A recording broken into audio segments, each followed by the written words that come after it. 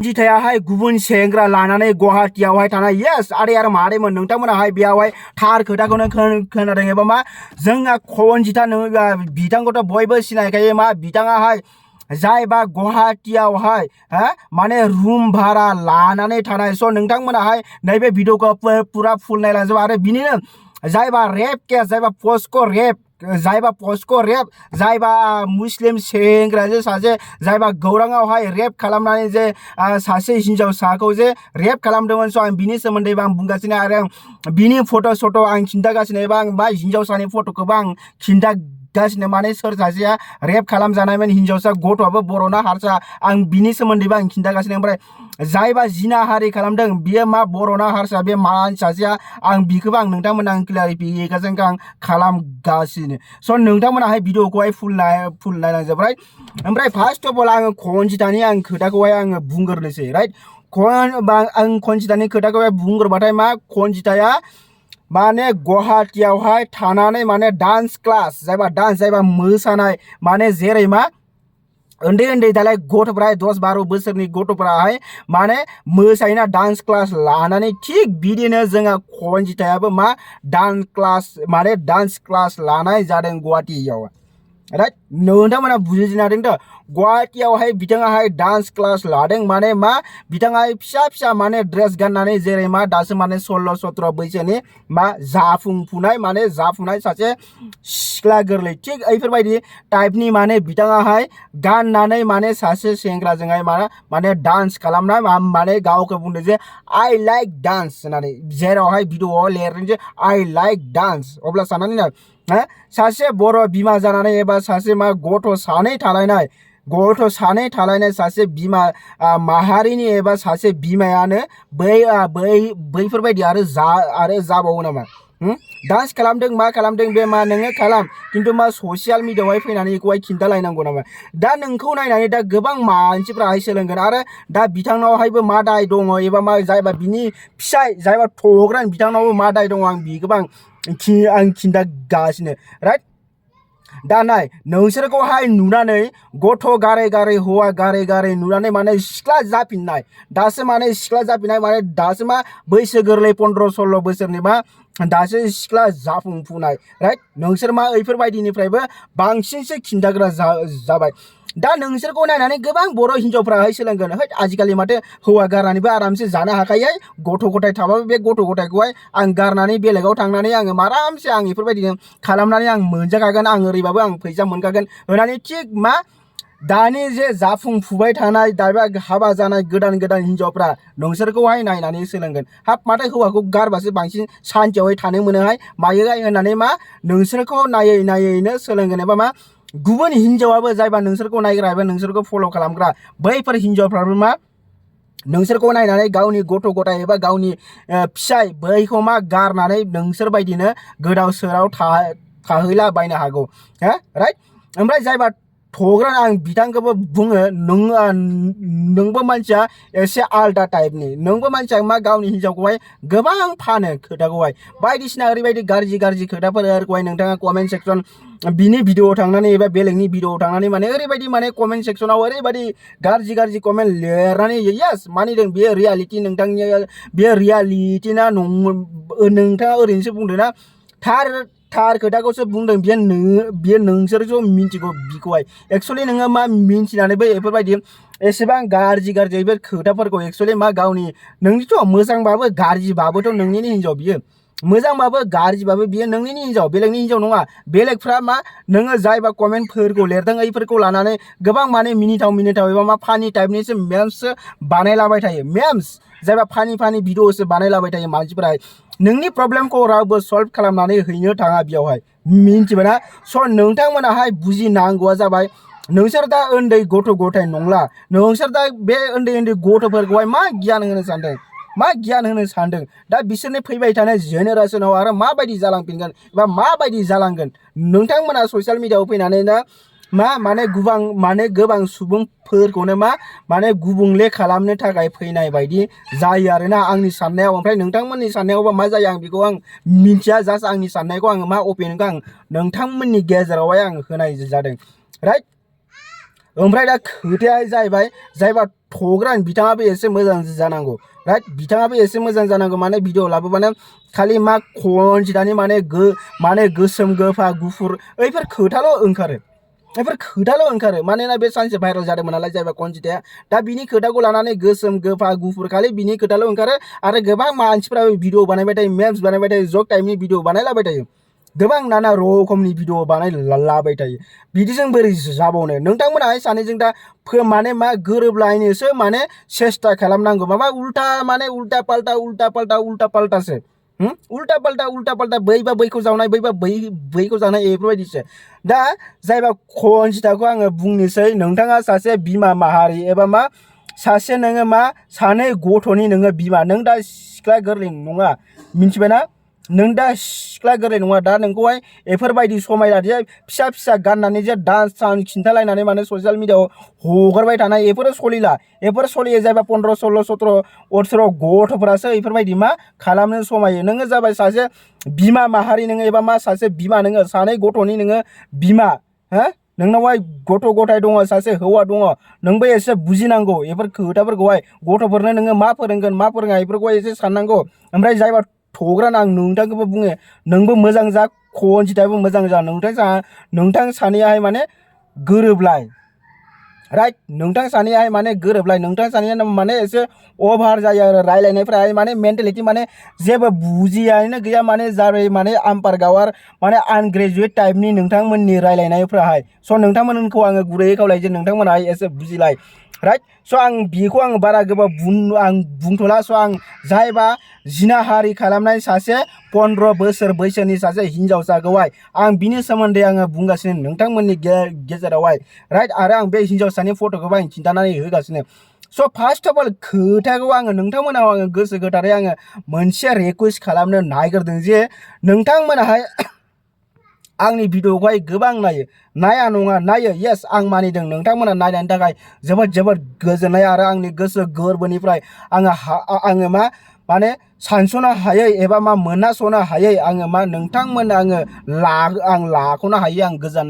आंनि गोजोननायखौ आं नोंथांमोननो आङो जासिहरो थिग बिदिनो नोंथांमोना अनसायबाय था आंखौहाय आंबो सासे बर'निनो फिसा मा आंबो सासे नोंथांमोननिफ्राय आं मोननै साबस्क्राइब मोनगोन होननानै मा आं ससियेल मिडियायावहाय आङो फैनाय जायो आं बिनिखायनो आइ आफा बिदा फंबाय बिब' बिनानाव आं गासैखौबो खावलायो जे नोंथांमोनाहाय अननानै आंनि चेनेलखौहाय साबस्क्राइब खालामनानै हो आङो गुबुन जाथि एबा मा गुबुन हारिनि मानसि नङा आङो सासे मा बर'निनो फिसा आरो आं बैफोरबायदिनो मा मोजां आं नोंथांमोननि गेजेरावहाय आङो मेसेज एबा मा आं नोंथांमोननि गेजेरावहाय बेफोरबायदिनो आपडेट टाइप एबा एवारनेस टाइप आं नोंथांमोनखौ मा बुजायनाय टाइपनि आङो माने मा होनो बेखौ एजुकेशन टाइपनि एबा निउस टाइपनि आं नोंथांमोननि गेजेरावहाय आं भिडिअखौ लाबोबाय थायो बिनिखायनो मा नोंथांमोननिफ्राय आङो मोननै साबस्क्राइब एबा नोंथांमोननिफ्राय आङो गुबुनफोर बायदिनो एसे एनै साबस्क्राइब एबा मा एसे एनै नोंथांमोननिफ्राय हेल्प मोनगोन होननानै आं नोंथांमोनखौ बुङाखै जे नोंथांमोना कमेन्ट खालामा शेयार खालामा आं जेबो बुङा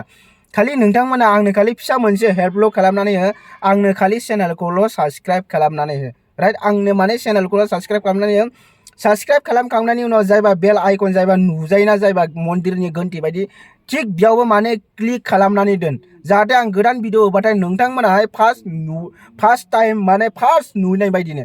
ओमफ्राय दा आं बेखायनो आं आइ आफा बिदा फंबाय बिब' बिनानाव आं गासैखौबो खावलायो जे नोंथांमोनाहाय भिडिअखौ नायनायनि थाखाय गोबां गोजोननाय मोनो आरो नोंथांमोना बेफोरबायदिनो सापर्ट खालामलांबाय था ओमफ्राय नैबे भिडिअखौहाय जेसेबांबो नायदों जेसेबांबो आइ आफा बिदा फंबायमोना नायदों बयबो प्लिज साबस्क्राइब खालामनानै हो आं नोंखौनो बुंदों बाबु एबा मा आदै एबा मा आइ आफा बिदा फंबाय आं नोंखौनो बुंदों जायबा बिनानाव नोंबो मा भिडिअखौ नायगासिनो खिन्थु मा साबस्क्राइब खालामनानै होआखै बिनानाव खालामनानै हो प्लिज खालामनानै हो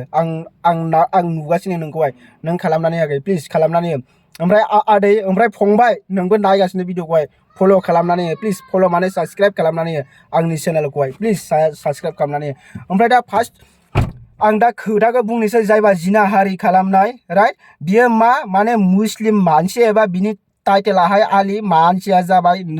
नैबेनो आरोना नोंथांमोना नुबाय थानो बेनो मा माने सासे हिनजावखौहाय एबा सासे हिनजावसा गथ'खौहाय जायबा गौराङावहाय बियो क'क्राझारनि गौराङावहाय रेप खालामो नैबे मानसियाहाय साननानै नाय दा रेप खालामनाय होनबाथाय खालि मुस्लिमफ्रानो माने रेप माने मा जिनाहारि खालामनाय होनबाथाय खालि मुस्लिमफ्रानो बांसिन फैयो मुस्लिमफ्रानो ओरैबायदि ओमफ्राय मा खालि आं मुस्लिमफोरखौल' बुंनो थाखाय गुबुन गुबुन जातिफ्राबो जोंनि बर'फ्राबो ओरैबायदि माने खायसे हिनजावफोरखौहाय टर्चार खालामो राइट आं खायसे हिनजावफोरखौ खायसे नङा गोबां 100आव 99% हिनजावफोरखौनो मा टर्चार ओरैबायदि खालामो फेसबुकआवथ' मा बुंनो फेसबुक इन्स्टाग्रामावहाय एक्चुअलि गाज्रि हिनजावफोरखौहाय खालामजायो जेबो खोथा गैया डाजन्ट मेटार गाज्रि हिनजावफोरखौ खालाम फिसा गाननानै गावनि सोलेर खिन्थागोन खालामग्राफोरखौहाय खालाम माने खालामनायानो मा जायो माने ओरैबायदि भिडिअ कल खालामहरो हिनजावफोरखौहाय ओरैबायदि भिडिअ कल खालामहरो माने थानो हायै भिडिअ कल खालामखायो ओरैबा बैबो सासेनिफ्राय बैबो सासेनिफ्राय बैबो बेफोरबायदि खालामखायो माने थानो हायै बायदि मा बिनिखायनो मा आजिखालि हिनजावफ्रा मा खालामो माने मेसेजखौहाय अफ खालामनानै लायो मेसेन्जारावहाय माने मेसेज हरनो हायो जायबा मेसेज रिकुवेस्ट बिखौहाय मा अफ खालामनानै लायो होमबासो मा बे सासे सिख्ला एबा बे हिनजावाहाय माने सान्तियाव थानो हायो ओरैबायदि हारामखोर ओरैबायदि हारामि मानसिफोर दङ साननानै नायलाय नैबे बुहुमाव बिनिखायनो आं गासिबो आं आइजो एबा जायबा सिख्ला एबा हिनजाव आं नोंथांमोनखौ बुङो जे नोंथांमोनाहाय जानला मानला मानसिफोरजोंहाय दा रायलायलाबाय मिथिबायना आजिखालि मानसिफ्रा मा खालामो खालि माने सोलेरजोंल' गेलेनो नागिरो खालि नोंनि सोलेरखौहाय जुदि खनसे मोनखाङोबा बियो नोंखौहाय जोगारनानै गारहरगोन नोंनि सोलेरखौहाय खालि गेलेनोल' नागिरगोन नोंनि सोलेरखौहाय लब जानानै मोजां मोनलायनानै फावथिना खिन्थागोन माबा फावथिना खिन्थागोन नोंनो फैसा हरफ्लागोन मा हरफ्लागोन खिन्थु मा नोंखौहाय गाज्रि लामायाव एबा नोंखौहाय नोंनि सोलेरजों गेलेनो थाखायसो बियो ट्राइ खालामगासिनो बिखौ मा अलवेज गोसोआव ला बिनिखायनो मा सोरबाफोर जुदि गोदान नाम्बार कल खालामो एबा मेसेन्जारावहाय SMS हरो बैफोरखौहाय डाइरेक्ट ब्लक खालामनानै ला बेनो नोंनि मोजां ओमफ्राय आं बुंनोसै जायबा आंनि मोनसे गोसो गोरबोनिफ्राय आंनि मोनसे रिकुवेस्ट दै प्लिज नैबे आलुआहाय माने हाबा जानो सम जाबाय आइ आफा बिदा फंबाय बिब' बिनानावमोन नोंथांमोनाहाय मोजां खोनासंबानो जाबाय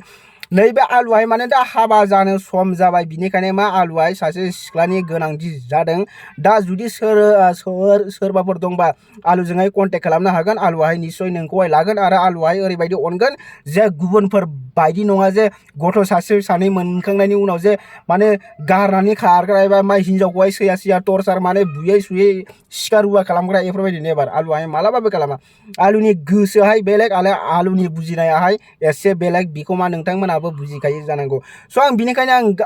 आं बयखौबो खावलायो जे जुदि आलुनि थाखाय जुदि सोरबा दङबा सिख्लाफोर जुदि नोंसोरबो भिडिअखौ नायबाय थायोबा आंनो कमेन्ट सेक्सनावहाय खिन्थानानै होबानो जाबाय आं नोंथांखौ निस्सय कन्टेक्ट खालामगोन ओमफ्राय हिनजावा बोरै जानांगोन होनबाथाय मा एसे कारेक्टारा माने एसे मोजां जानांगोन आरोना कारेक्टाराहाय माने मोजांल' जानांगोन एसे नोङो माबोरै गोसोम गुफुर गोफा बेफोरनि जेबो खोथा गैया डाजन्ट मेटार खालि मा नोंथांनि कारेक्टारा एसेल' मोजां जानांगोन बास होनबानो आं लागोन आरोना नोंथाङा गोसोम गुफुर बेफोरजों जेबो खोथा गैया बेफोरखौ बाद हो ओमफ्राय मा सिख्ला नङाबाबो माने मा हाबा जानायबाबो माने मा नोंनि हौवायाहाय थैनायबाबो एबा माबा मोनसे जानानै थैनायबाबो मा आं लानाय जागोन ओमफ्राय मा कलगेटजोंहाय ब्रास फ्रि जायबा मा गथ' सासे थाखानायबाबो आलुआहाय लानाय जागोन आरो नोंनि कारेक्टाराहाय माने एसेल' मोजां जानांगोन आरो बास होनबानो माने आलुआहाय नोंखौहाय जुलि लागोन आरो जेरैहाय गोसो गोथारै जेरैहाय माने मा होनो हाबा खालामो आं बेफोरबायदिनो माने हाबाखौहाय गाजा गोमजा खालामनाय जागोन आरो मिथिबाय नोंथांनि कारेक्टाराहाय बोरै जागोन ओमफ्राय खायसे हिनजावफोरखौहाय अननो रोङा बैफोरबायदि हिनजावफोरखौबो आं लानानै खारगोन दै जुदि कन्टेक्ट खालामोबा डाइरेक्ट खोथा बियो मानोना हिनजाव थासान्दियावहाय हिनजावखौहाय खायसेफ्राहाय ओरैबायदि सैमा बायदि खालामोना गारनानै खारगोबा हामगौ बैफोरबायदि खालामोना आं बैफोरबायदि हिनजावखौबो आङो लागोन खिन्थु उनावहाय आंजों फैखांनायनि उनावहाय दावराव दावसि खालामनो मोननाय नङा खिन्थु डाइरेक्ट खोथा बियो स' आदै आरो मादैमोनखौ आं गुरैयै खावलायो ओमफ्राय बे सिख्लाफोराबो जुदि नोंसोरबो भिडिअखौ नायबाय थादोंबा लाजिनाङा जुदि आलुखौहाय गोसोथोदोंबा कमेन्ट सेक्सनावहाय खिन्थानो लाबानो जाबाय आं नोंथांखौहाय कन्टेक्ट खालामगोन आरो आंनि नाम्बारखौ आङो नोंनो हरगोन आरो ओमफ्राय नों आंखौ नाम्बारखौ कमेन्ट सेक्सननिफ्राय लानानै आंनो फन खालामबानो जाबाय आरो मिथिबाय स' मा आं भिडिअखौहाय बारा गोलाव खालामथ'ला स' बयबो हसियारै था बयबो मोजाङैनो था ओमफ्राय आं लास्टआव बेखौनो खालामनोसै नोंथांमोनाहाय आंनि चेनेलखौहाय साबस्क्राइब खालामनानै हो जाहाथे आं गोदान भिडिअ होबाथाय नोंथांमोनाहाय फार्स्ट नुनो हायो ओमफ्राय आंबो मा एसे हेल्प मोनो ओमफ्राय मा नोंथांमोनाबो मा मोजां भिडिअ नुबाय थानाय बायदिनो आरोना नोंथांमोननिबो हेल्प जागोन आरो आंनिबो हेल्प जागोन बिनिखायनो मा नोंथांमोना बयबो चेनेलखौहाय साबस्क्राइब खालामनानै हो स' दिनैनि भिडिअ'आहाय बेनोमोन आरो गाबोन मोनसे भिडिअ लोगो मोनफिनगोन बेलेग मोनसे टपिकनि सायावहाय स' आरो मादैमोन बयखौबो गोसो गोरबोनिफ्राय खुलुमनाय थाबाय एबा मा गोजोननाय बावहरनाय थाबाय भिडिअखौ जोबजासिम नायनायनि थाखाय ओमफ्राय चेनेलखौ साबस्क्राइब खालामनानै होबानो जाबाय दासिमनि थाखाय bye bye thank you thanks for watching love you all of U